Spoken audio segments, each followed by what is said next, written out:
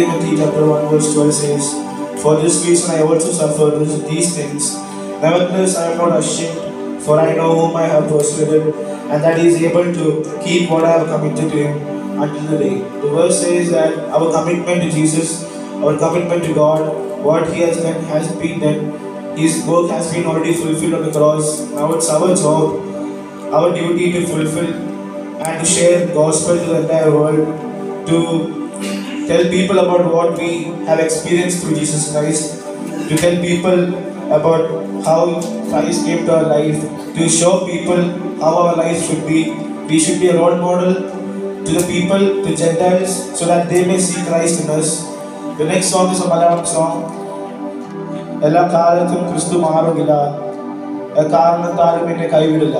So this song is a blessed song about how God is with us. He is with us, He carries us, He covers us, protects us. He does everything imaginable to man, but we, in the path of our life, our work, we tend to forget about God. We don't give much importance to Him. Our praises are being lowered, but we have to remember that Christ has come into the world to save us, save each one of us, and it's our duty to fulfill what He loves and to spread the gospel. May the name of the Lord be glorified.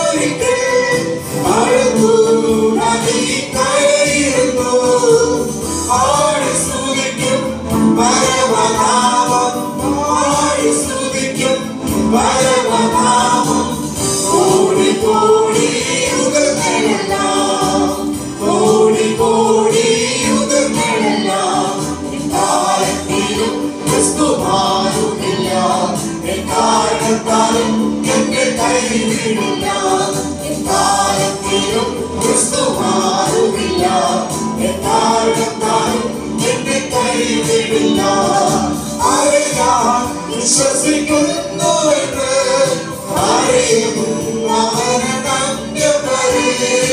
ആരെ ഞാൻ വിശ്വസിക്കുന്നുവെന്ന് ആരെയും